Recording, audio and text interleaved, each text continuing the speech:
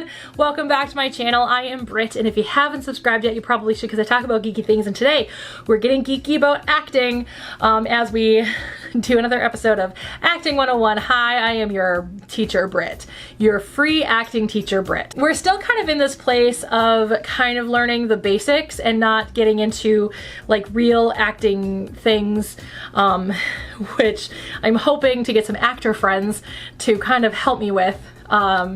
Some improv or some scenes, things like that. If you guys have links to things that you guys have acted in, let me know, and I would love to maybe do a video where I kind of critique your acting. So let me know if you have some acting stuff that you guys want me to check out down in the comments below. Send them to me on Twitter probably.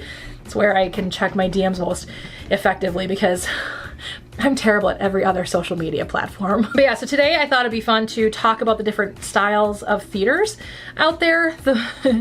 And this by no means is every style of theater, but these are the main four. And yes, I said four. There are some out there that'll say there's only three main types of theaters, but I count the fourth one, and I'll tell you why in a little while. But let's go ahead and talk about them.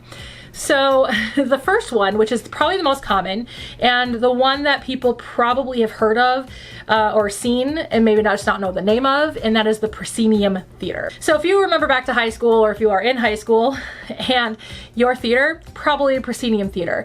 Essentially, it's supposed to keep the actors behind a curtain. It is supposed to be there for the actors to be basically a movie or a television show and just be kind of separated with this proscenium, which is a line at the top of the theater, usually where the curtain exists, is where the proscenium is. And the proscenium, again, is just supposed to keep a barrier between you and the actors. Can actors break the proscenium? Absolutely, just as much as actors can break the fourth wall. There is no reason why they can't. Matter of fact, the first show I ever did, Cinderella, we did actually break the proscenium quite frequently. Most of my scenes, I was breaking the proscenium because I was just a lowly townsperson. And we'll maybe at some point watch that together, not the whole thing, but like watch it together. I just need to get VHS into my computer, which I don't know where that is. I have one, but I don't know where it is. I had to do it for my karate trophy video that I wanted to make sure I saved forever digitally. But yeah, so you can absolutely break the proscenium. Matter of fact, we kind of turned that show into a thrust. We'll talk about that in a second. We kind of turned it into a thrust because we had a catwalk out, but for the most part, it was still proscenium because most of the action of the show happened behind the proscenium, and some of the entrances and exits and things like that were part of or outside the proscenium. Another show that always uses that is The Lion King, the Broadway show for The Lion King, where they have the animals enter at the beginning, breaking the proscenium. Simba breaks the proscenium when he runs away after his dad dies. I mean, should there be spoiler alert for that? Anyway, after Mufasa dies. So that show tends to break the proscenium as well, and I'm sure there are tons of others that break prosceniums, where the actor will enter from the audience versus enter from the side, you know, backstage from the sides or from the back or whatever. There are a lot of shows that will break that proscenium, but for the most part, that's the point of the proscenium, is that there is this clear difference between the actor and the audience. The thrust theater is a little different. The thrust theater thrusts out into the audience. So it tends to have three sides versus just the one side. So the proscenium has the audience on one side. Proscenium here, audience here, one side.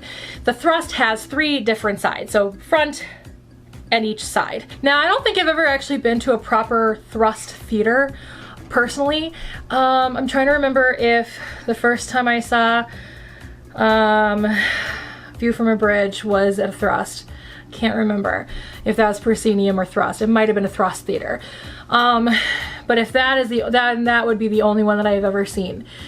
But it is one of the more common kinds of theaters out there, and it makes for interesting acting, because obviously you're going to have your back to the audience from time to time. Not as much as the third kind, but you will have your back to the audience from time to time. Now, the third kind is called the round theater, or theater in the round, where it literally means that the audience is all the way around you. Now this, I have definitely seen plays in this. I don't think I've ever seen a show in round format, but I have definitely seen, now that I think about it, I think lyric arts might actually technically be thrust, because that was definitely 3 sides. That might actually be a thrust. So Legally Blonde, I may have seen Legally Blonde in thrust. Anyway, back to round. So again, the round just means that everybody, or that the audience is all the way around the actor, so you're always going to have your back to the audience in some way, shape, or form. And the round theater is probably the most interesting. I have definitely seen plays in the round. There's actually a theater in Minneapolis called Theater in the Round, and they're obviously it's a round theater. It's really cool. I like round theaters. I think it leads to a lot of really cool creative opportunities for actors to interact and break the fourth wall. Another round theater that I go to frequently, technically, is the theater that they use for Festival of the Lion King so I guess technically that's a musical. Festival of the Lion King at Disney World is a round theater, but they do that specifically because they separate everybody out into different sections, and those sections are just easier to do it in a round. But yeah, so generally speaking, it leads to a lot of really cool creativity, because obviously you have to upstage all the time. And if you guys don't know what upstaging is, we'll talk about stage direction in another video. But you have to upstage a lot, obviously, because again, you're almost always going to be in front of somebody or behind somebody whilst acting. You're always gonna have your back to somebody in the audience. And so as a director, it's always really important to block in such a way that you're not focused only in one spot, that you're focusing all the way around.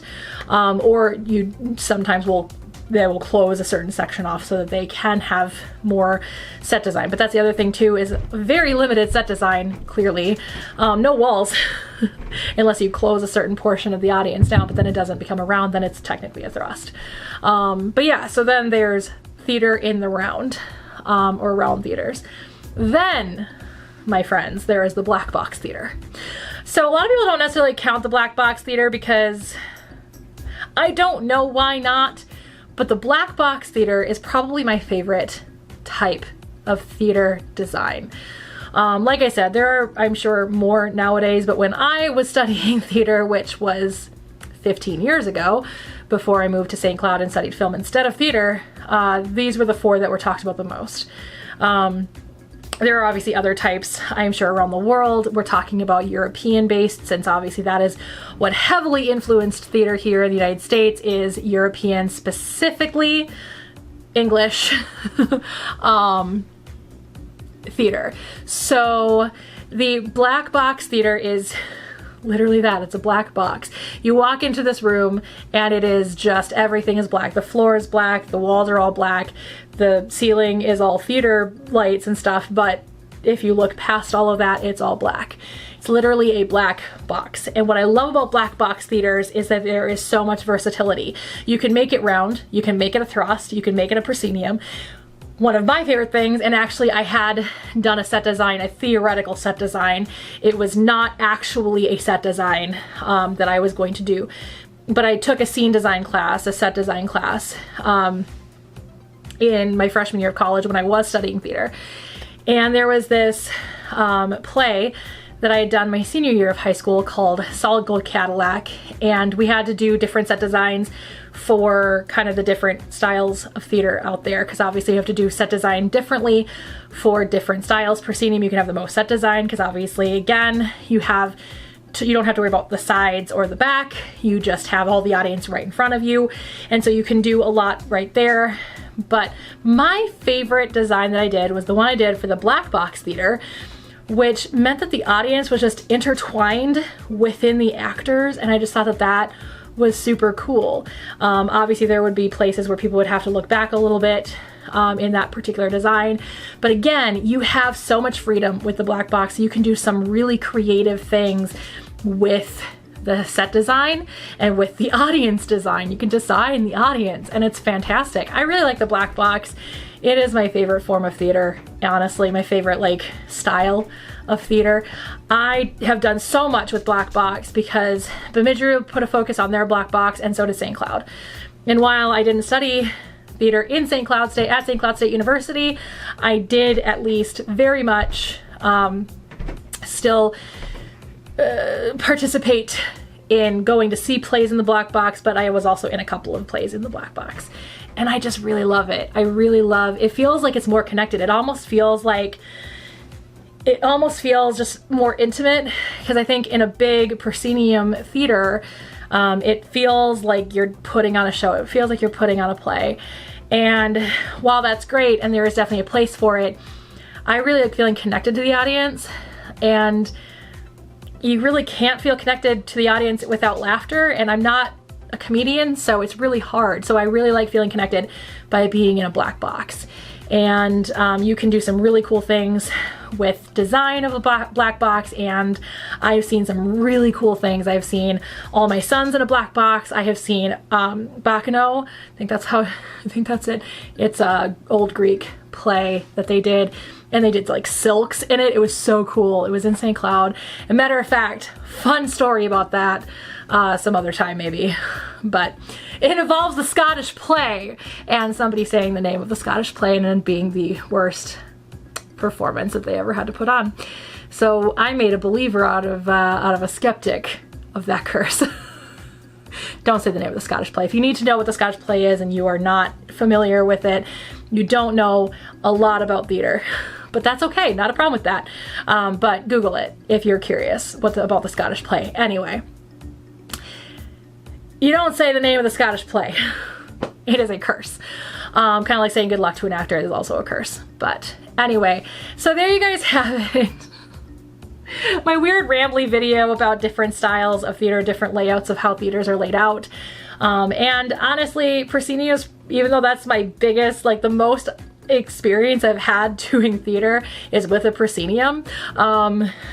Honestly, I don't love it. It's not my favorite. I actually prefer the others because, again, I feel more connected to the audience. If I'm closer to the audience, I feel more connected to the audience, and you're not very close to the audience in a proscenium. So it definitely just feels, I feel out of place in a proscenium. And if I ever got back into theater, I would be doing either round theaters or black box theaters. Personally, that would be my preference because, again, I can feel more connected to the audience that way. Anyway, that is all I have for you guys today. Let me know in the comments below if there are other styles of theaters that I missed, or what your favorite is. Is your favorite the proscenium? Is it the thrust? Is it the round? Or is it the black box like mine? And do you count black box as a style of theater?